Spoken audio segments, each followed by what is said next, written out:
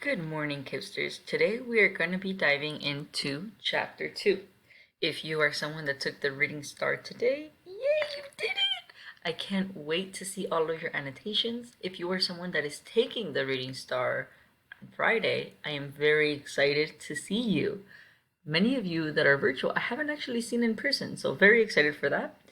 As we are reading, I am going to be annotating. Please make sure that you follow along and I will be asking you questions. If you need to go back and rewatch a section of the video in order to answer a question, feel free to do so. Chapter 2. 3 nights later, Old Major died peacefully in his sleep. His body was buried at the foot of the orchard. This was early in March. During the next 3 months, there was much secret activity. Major Speech had given to the more intelligent animals on the farm a completely new outlook on life. They did not know when the rebellion predicted by Major would take place. They had no reason for thinking that it would be within their own lifetime, but they saw clearly that it was their duty to prepare for it. The work of teaching and organizing the others fell naturally upon the pigs, who were generally recognized as being the cleverest of the animals. Preeminent among the pigs were 2 young boars named Snowball and Napoleon, whom Mr. Jones was breeding up for sale. Napoleon was a large, rather fierce-looking Berkshire boar, the only Berkshire on the farm. Not much of a talker, but with a reputation for getting his own way. Snowball was a more vivacious pig than Napoleon, quicker in speech and more inventive, but was not considered to have the same depth of character. All the other male pigs on the farm were porkers. The best known among them was a small fat pig named Squealer. With very round cheeks, twinkling eyes, nimble movements, and a shrill voice, he was a brilliant talker, and when he was arguing some difficult point, he had a way of skipping from side to side and whisking his tail which was somehow very persuasive. The others said of Squealer that he could turn black into white. These three had elaborated old Major's teachings into a complete system of thought, to which they gave the name of animalism. Several nights a week, after Mr. Jones was asleep, they held secret meetings in the barn and expounded the principles of animalism to the others. At the beginning, they met with much stupidity and apathy. Some of the animals talked of the duty of loyalty to Mr. Jones, whom they referred to as Master, or made elementary remarks such as "Mr. Jones feeds us. If he were gone, we should starve to death." Others asked such questions as, "Why should we care what happens after we're dead?" Or, "If this rebellion is to happen anyway, what difference does it make whether we work for it or not?" And the pigs had great difficulty in making them see that this was contrary to the spirit of animalism. The stupidest questions of all were asked by Molly the white mare. The very first question she asked Snowball was, "Will there still be sugar after the rebellion?" "No," said Snowball firmly. "We have no means of making sugar on this farm. Besides, you do not need sugar. You will have all the oats and hay you want." "And shall I still be allowed to wear ribbons in my mane?" asked Molly. "Comrade," said Snowball, "those ribbons that you are so devoted to are the badge of slavery. Can you not understand that liberty is worth more than ribbons?" Molly agreed, but she did not sound very convinced. The pigs had an even harder struggle to counteract the lies put by Moses, the tame raven. Moses was Mr. Jones's special pet, was a spy and a talebearer, but he was also a clever talker. He claimed to know of the existence of a mysterious country called Sugar Candy Mountain, to which all animals went when they died.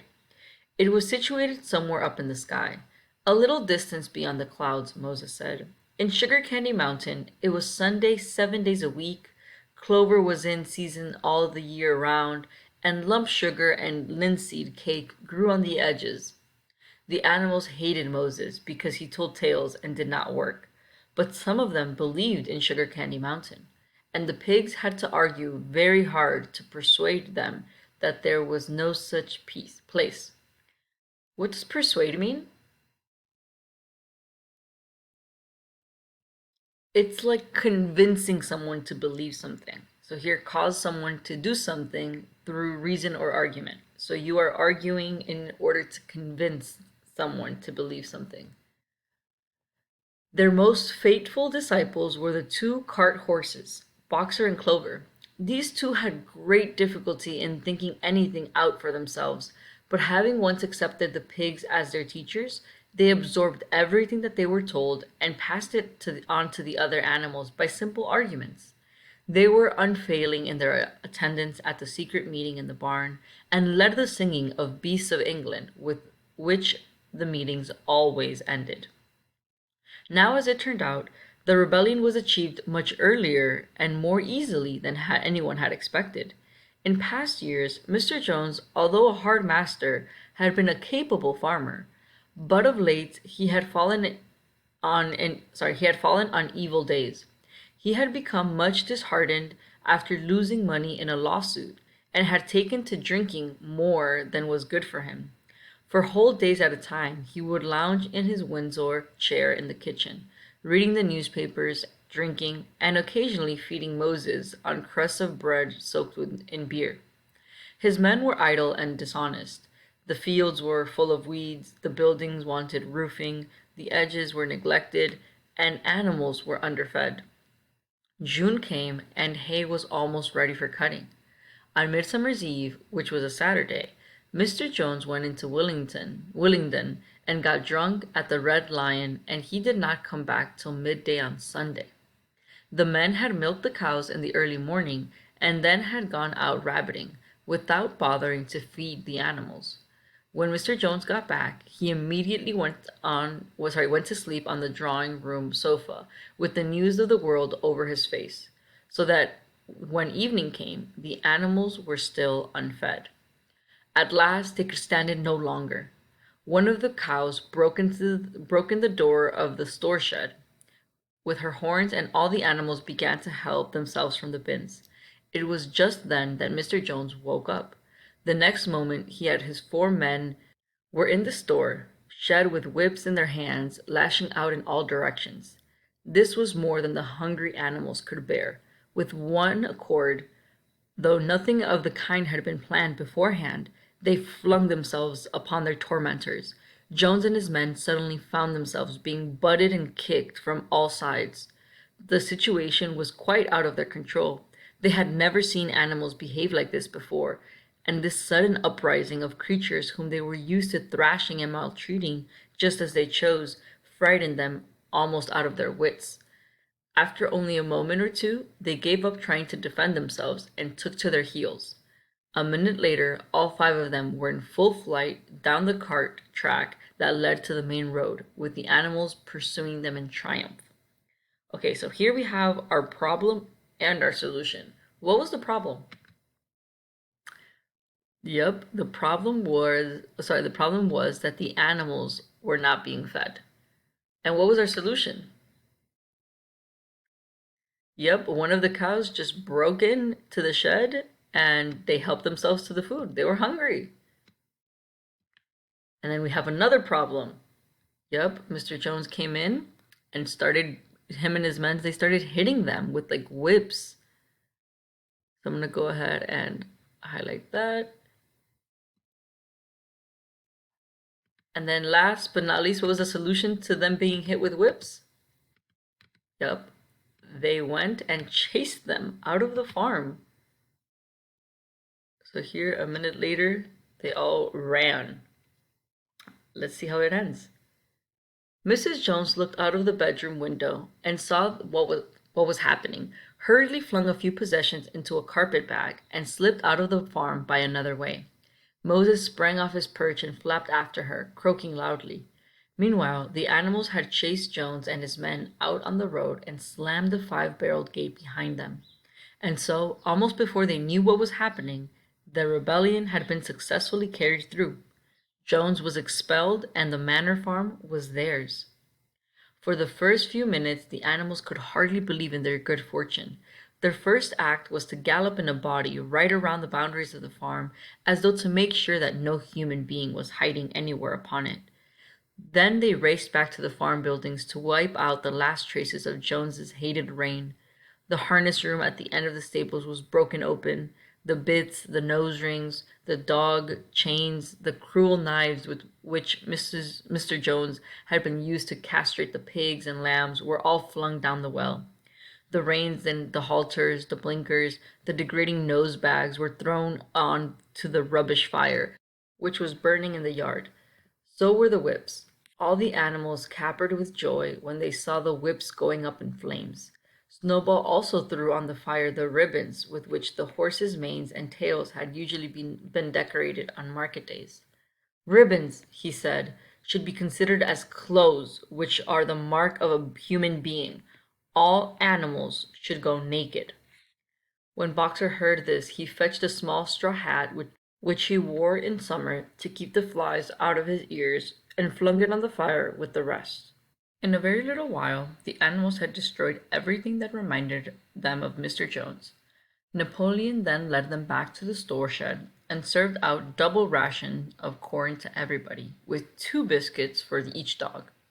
Then they sang Beast of England from end to end 7 times running, and after that they settled down for the night and slept as they had never slept before. But they woke at dawn as usual, and suddenly remembering the glorious thing that had happened, they all raced out into the pasture together. A little way down the pasture there was a knoll that commanded a view of most of the farm. The animals rushed to the top of it and gazed around them in the clear morning light. Yes, it was theirs. Everything that they could see was theirs. In the ecstasy of that thought, they gamboled around and round. They hurled themselves into the air in great leaps of excitement. They rolled in the dew. They cropped mouthfuls of the sweet summer grass. They kicked up clods of the black earth and snuffed its rich scent. Then they made a tour of inspection of the whole farm and surveyed with speechless admiration the plowland, the hayfield, the orchard, the pool, the spinney? I'll have to look that up. It was as though they had never seen these things before. And even now they could hardly believe it was all their own. Then they filed back to the farm building and halted in silence outside the door of the farmhouse. That was theirs too, but they were frightened to go inside. After a moment, however, Snowball and Napoleon butted the door open with their shoulders, and the animals entered in single file, walking with the utmost care for fear of disturbing anything. They tiptoed from room to room, afraid to speak above a whisper, and gazing with a kind of awe at the unbelievable luxury, at the beds with their feather mattresses, the looking glasses, the horsehair sofa, the Brussels carpet, the lithograph of Queen Victoria over the drawing room mantelpiece. They were lost coming down the stairs when Molly was discovered to be missing. Going back, the others found that she had remained behind in the best bedroom. She had taken a piece of blue ribbon from Mrs. Jones's dressing table and was holding it against her shoulder and admiring herself in the glass in a very foolish manner. The others reproached her sharply, and they went outside. Some hams hanging in the kitchen were taken out for burial, and the barrel of beer in the scullery was stove in the kick from Boxer's hoof. Otherwise, nothing in the house was touched. A unanimous resolution was passed on the spot that the farmhouse should be preserved as a museum. All were agreed that no animal must ever live there. The animals had their breakfast, and then Snowball and Napoleon called them together again. "Comrades," said Snowball, "it is 6:30, and we have a long day before us. Today we begin the hay harvest, but there is another matter that must be attended to first." The pigs now revealed that during the past 3 months they had taught themselves to read and write from an old spelling book which had belonged to Mr. Jones's children, and which had been thrown in on the rubbish heap. Napoleon sent for pots of black and white paint and led the way down to the 5-barred gate that gave on to the main road. Then Snowball, for it was Snowball who was best at writing, took a brush between 2 knuckles of his trotter, painted out Manor Farm from the top bar of the gate